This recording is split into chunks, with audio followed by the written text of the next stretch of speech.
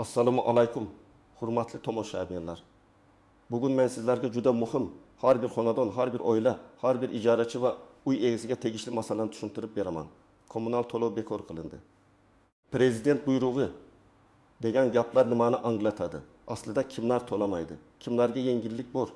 Kimlar esa eski qarzini baribir to'lashi kerak? Bu ma'lumotni oxirigacha eshitmasangiz noto'g'ri tushunib, jarima, penya yoki elektr gaz suvdan uzilish xavfiga tushib qolishingiz mumkin. Shuning uchun hozirroq kanalga obuna bo'ling, videoga like bosing va yaqinlaringizga ham yuboring. Chunki bu mavzu bugun faqat sizga emas, butun mahallaga, ota-onangizga, qarindoshingizga, ijarada yashayotgan farzandingizga ham kerak bo'lishi mumkin. Avvalo eng muhim narsani aniq qilib aytaman. Kommunal to'lovlar butunlay hammaga bekor qilindi. Endi hech kim elektr, gaz, suv, issiqlik, chiqindi uchun pul to'lamaydi degan gap noto'g'ri. Bunday xabarlarni ko'pincha odamlar sarlavhaga qarab tushunib qoladi. Aslida gap ko'pincha 3 ta holatdan biri haqida ketadi. Birinchisi, ayrim toifadagi fuqarolarga kommunal xizmatlar bo'yicha kompensatsiya, subsidiya yoki imtiyoz berilishi mumkin. Masalan, kam ta'minlangan oilalar, ijtimoiy himoya reyestriga kiritilgan fuqarolar, nogironligi bo'lgan shaxslar, yolg'iz keksalar, o'quvchisini yo'qotgan oilalar ayrim hollarda kommunal xarajatlarning ma'lum qismini davlat yordami orqali qoplashi mumkin. Ikkinchisi, noqonuniy hisoblangan qarzlar, xato yozilgan to'lovlar. Asossiz pen yoki noto'g'ri hisob kitoblar bekor qilinishi mumkin.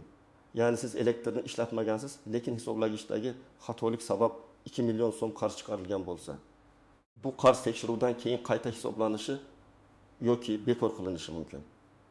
Uchinchisi, ayrim hududlarda vaqtincha yengilliklar, muddati uzaytirilgan to'lovlar yoki ijtimoiy yordam mexanizmlari bo'lishi mumkin. Masalan, sovuq mavsumda aholining ayrim qatlamlarini gaz yoki elektrdan uzmaslik, qarzni bo'lib to'lash imkonini berish, qarzdorlik bo'yicha murosali tartib joriy etish kabi choralar. Oldin qanday edi? Oldin ko'p odamlar kommunal to'lovni vaqtida to'lamasa, qarz ustiga penya qo'shilardi. Keyin ogohlantirish kelardi, undan keyin xizmatdan uzish, hatto majburiy ijro byurosi orqali undirishgacha borardi. Ayrim hollarda odamlar o'zlari bilmagan holda boshqa odamning qarzini ham ko'tarib yurardi. Masalan, uy sotib olganda oldingi egadan qolgan gaz yoki suv qarzi yangi egaga yopishib qolardi yoki hisoblagich ishlamay qolgan. Lekin fuqaro vaqtida ariza bermagan. Natijada o'rtacha sarf bo'yicha juda katta summa hisoblangan. Endi nima o'zgardi?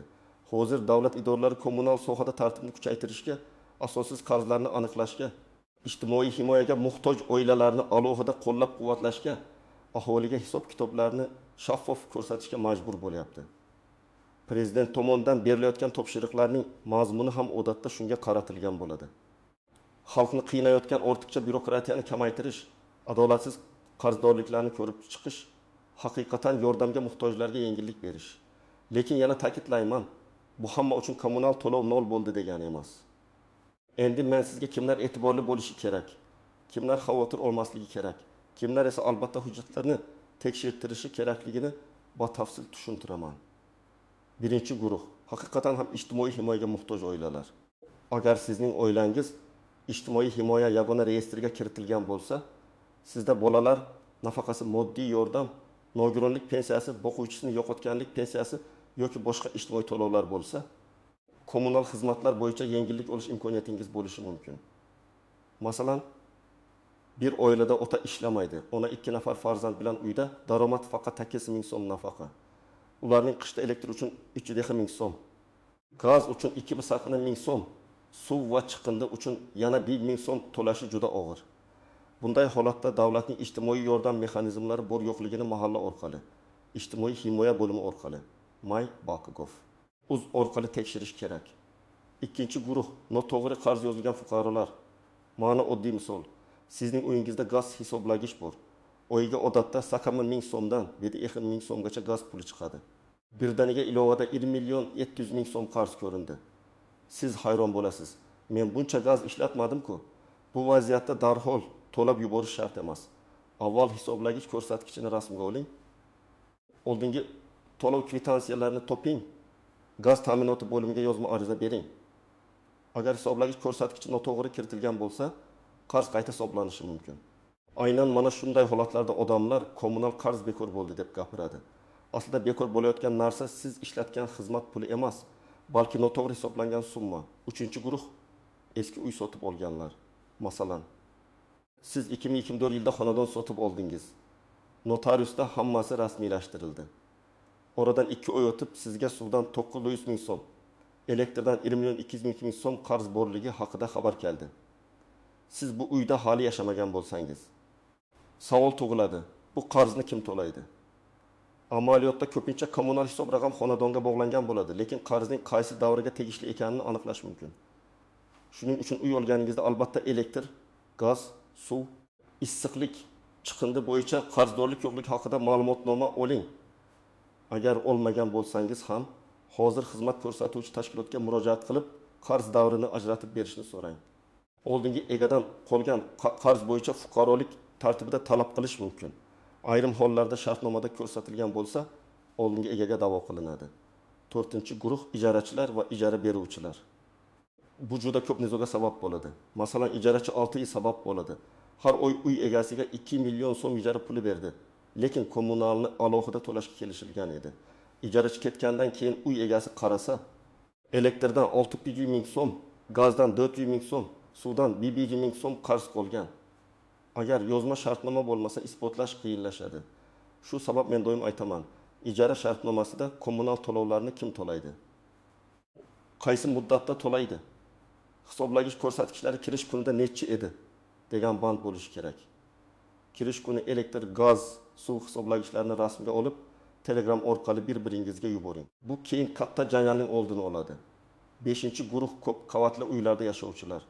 Bu yerda elektr, sovuq suv, issiq suv, isitish, lift, chiqindi, umumiy mulk xarajatlari kabi alohida to'lovlar bor. Ba'zan odamlar, men lift ishlatmayman, 1-qavatda yashayman, nega to'layman deydi. Ba'zi to'lovlar umumiy mulkni saqlash bilan bog'liq bo'ladi. Lekin har qanday to'lov qonuniy asosga ega bo'lishi kerak. Masalan, boshqaruv kompaniyasi har oy 1 ming so'mdan yig'ayotgan bo'lsa, u pul nimaga ishlatilgani haqida hisobot berishi kerak. Agar u sizdan asossiz ravishda qo'shimcha pul talab qilsa, siz yozma ravishda asos so'rashga haqlisiz. Endi aniq raqamli misol keltiraman. Bir oilaning oylik daromadi 3 million so'm. Qishda elektr 400 ming so'm, gaz 300 ming so'm, suv 100 ming so'm, chiqindi 35 ming so'm, internet 1 ming so'm, boshqaruv kompaniyasi 2 ming so'm bo'ldi. Jami 1 million 35 ming so'm. Bu oilaning daromadining 3dan 1 qismi kommunal va majburiy xizmatlarga ketadi. Agar oilada kasal odam bo'lsa, kredit bo'lsa, bolalar maktabga borsa, bu juda og'ir. Shu sabab hukumatning ijtimoiy himoya mexanizmlarini kuchaytirishi tabiiy. Lekin yordam olish uchun odam o'zi ham faol bo'lishi kerak. Ro'yxatda bormi? Ariza berilganmi? Hujjatlar to'g'rimi? Qarz to'g'ri hisoblanganmi? Bularni tekshirish zarur. Yana bir misol.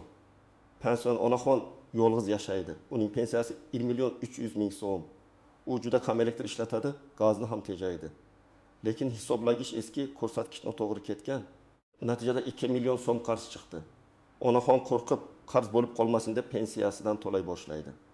Aslida u birinchi navbatda mahallaga, hududiy gaz ta'minoti yoki elektr tarmog'iga murojaat qilishi, hisoblagichni tekshirtirishi, qayta hisob kitob so'rashi kerak edi. Ko'p hollarda odamlar huquqini bilmagani uchun ortiqcha pul to'lab yuboradi. Endi eng nozik joylarga o'taman. Birinchi tuzoq internetdagi sarlavhaga ishonib, to'lovni butunlay to'xtatib qo'yish. Agar siz kommunal to'lov bekor bo'ldi deb o'ylab, 3 oy elektr yoki gaz pulini to'lamasangiz keyin qarz yig'iladi. Tizim sizni avtomatik qarzdor sifatida ko'rsatishi mumkin. Keyin ogohlantirish keladi. Xizmat cheklanishi mumkin. Penya hisoblanishi mumkin. Shu sabab har qanday xabarni rasmiy manbadan tekshirmasdan harakat qilmang. Ikkinchi tuzoq og'zaki va'daga ishonish. Masalan, kimdir sizga mahalladagilar aytdi. Endi kam ta'minlanganlarga gaz bepul bo'lar ekan desa, bu hali huquqiy asos emas. Siz aniq qarorni, farmoni qaror raqamini, qaysi toifa, qaysi muddat, qaysi xizmat, qaysi miqdorgacha imtiyoz berilishini bilishingiz kerak. Huquqda eshitdim degan narsa ishlamaydi. Hujjat, ariza, javob xati, kvitansiya ishlaydi. 3-tuzoq qarzning qaysi qismi haqiqiy, qaysi qismi xato ekanini ajratmaslik. Masalan, sizda 1 million so'm qarz ko'rinib turibdi. Shundan 600 ming so'm siz ishlatgan elektr puli, 300 ming so'm eski noto'g'ri hisob kitob, 100 ming so'm penya bo'lishi mumkin. Siz hammasi bekor bo'lsin deb talab qilsangiz, tashkilot rad etadi. To'g'ri yondashuv bunday.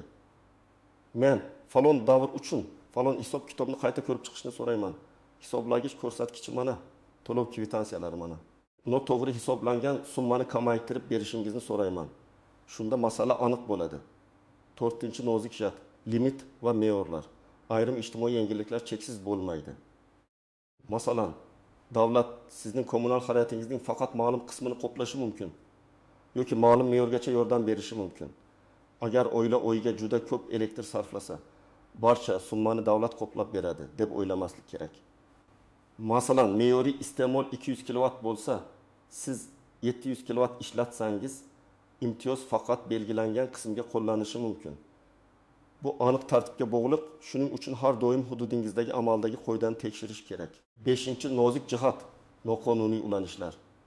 Agar kimdir elektr yoki gazga noqonuniy ulanib olgan bo'lsa, bunday odam prezident buyrug'i bilan to'lov bekor bo'ldi deb o'zini oqlay olmaydi. Aksincha, noqonuniy ulanish aniqlansa, katta miqdorda zarar hisoblanishi, jarima, hatto jinoiy javobgarlikkacha bo'lishi mumkin. Men buni alohida aytaman. Imtiyoz bilan noqonuniy foydalanish boshqa narsalar. Davlat yordamga muhtoj odamga yordam beradi. Lekin o'g'irlikka ruxsat bermaydi. 6-nozik jihat, hisoblagichni vaqtida tekshirtirish. Elektr, gaz, suv hisoblagichlarining tekshiruv muddati bo'ladi. Agar muddat o'tib ketgan bo'lsa, keyin hisob kitob o'rtacha me'yor bo'yicha yoki boshqa tartibda chiqarilishi mumkin. Odamlar ko'pincha shu joyda katta qarzga tushadi. Shuning uchun hisoblagich plombasi joyidami? Muddati o'tmaganmi?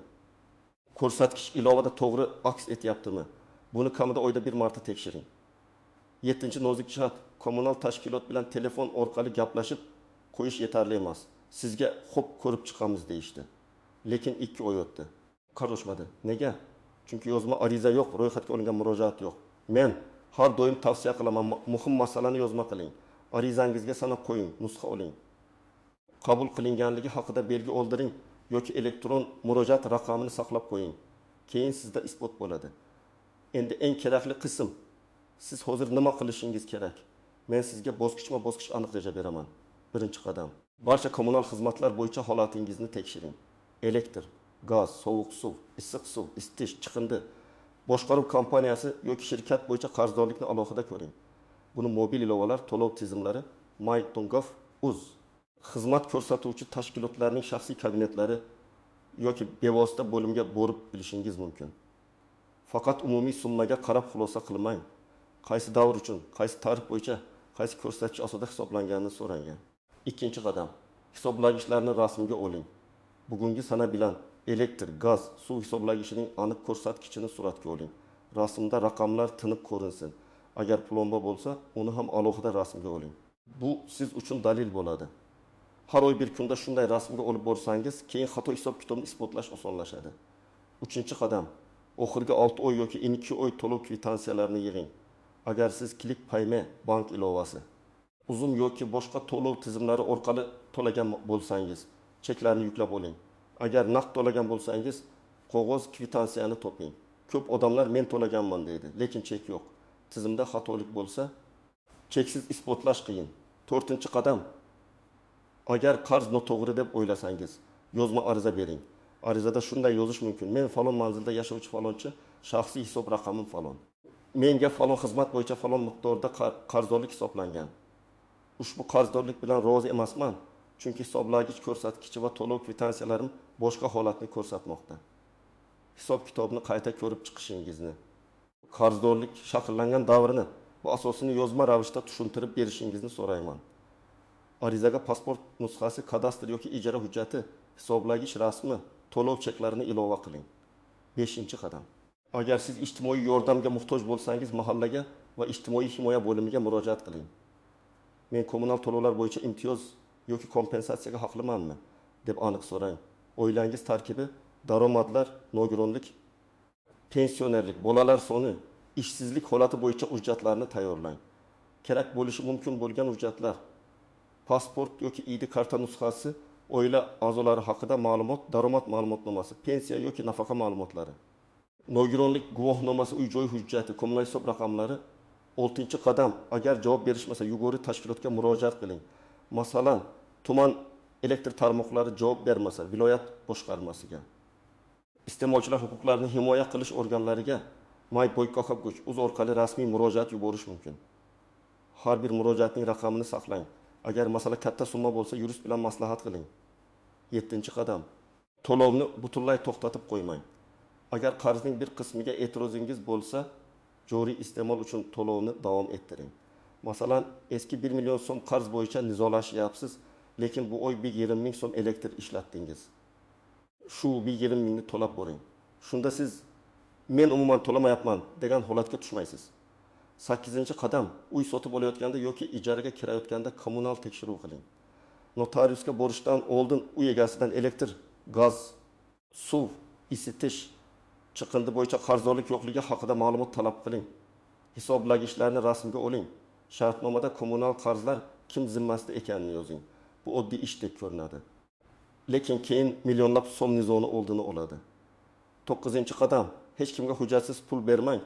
Ba'zan qarzingizni o'chirib beraman, imtiyoz chiqarib beraman, prezident qaroriga tushirib beraman degan firibgarlar chiqadi. Kommunal qarzni o'chirish, qayta hisoblash yoki imtiyoz berish faqat rasmiy tartibda bo'ladi. Agar kimdir sizdan naqd pul so'rasa, juda ehtiyot bo'ling. Rasmiy kvitansiyasiz, arizasiz, qarorsiz hech narsa qilmang. 10-qadam. Rasmiy hujjatni tekshiring. Agar kimdir prezident buyrug'i chiqdi desa, undan hujjat nomini, raqamini, sanasini so'rang. Lexuz Prezident.uz hukumat portali, vazirlik va hokimliklarning rasmiy sahifalarida tekshiring. Hujjatda aniq yozilgan bo'ladi. Kimga, qachondan, qaysi xizmat bo'yicha, qancha miqdorda, qaysi tartibda. Agar hujjatda sizning holatingiz ko'rsatilmagan bo'lsa, demak bu yengillik sizga avtomatik qo'llanmaydi. Men ekspert sifatida shuni aytaman. Kommunal sohada eng katta muammo odamlarning beparvoligi va hujjatlarni saqlamasligi. Odamlar ko'pincha faqat xizmat uzilganda yoki MIBdan xat kelganda yugurishni boshlaydi. Aslida har oy 10 daqiqa vaqt ajratib, hisoblagich, to'lov, qarzdorlikni tekshirib borsangiz, katta muammolarning oldini olasiz. Yana bir muhim maslahat, oilangizdagi keksalarga yordam bering. Ko'p onaxon, otaxonlar ilovadan foydalana olmaydi. Chekni yuklab olishni bilmaydi. Ariza yozishga qiynaladi. Ularning nomiga katta qarz chiqib qolsa, ular qo'rqib yuraveradi. Oyda bir marta ota-onangizning kommunal hisoblarini tekshirib bering. Bu nafaqat pulni tejaydi, balki ularning asabini ham asraydi. Xulosa qilib aytaman, kommunal to'lov bekor qilindi degan gapni to'g'ri tushunish kerak. Hammaga to'lov butunlay bekor bo'lgani yo'q. Gap ayrim toifadagi fuqarolarga beriladigan imtiyozlar, kompensatsiyalar, noto'g'ri hisoblangan qarzlarni qayta ko'rib chiqish yoki ijtimoiy himoya choralarida bo'lishi mumkin. Sizning vazifangiz qarzingizni tekshirish, hisoblagich ko'rsatkichlarni saqlash, kvitansiyalarni yig'ish, kerak bo'lsa yozma ariza berish va rasmiy manbalarga tayanish. Agar sizda kommunal qarz bo'yicha muammo bo'lsa, izohlarda yozing. Qaysi xizmat, qancha summa, qaysi hudud, qanday holat. Men keyingi videolarda eng ko'p uchraydigan vaziyatlarni alohida tahlil qilib beraman. Video foydali bo'lgan bo'lsa, like bosing, kanalga obuna bo'ling va bu ma'lumotni yaqinlaringizga yuboring. Chunki bugun bitta to'g'ri ariza yoki bitta to'g'ri tekshiruv sizni millionlab so'm ortiqcha xarajatdan saqlab qolishi mumkin.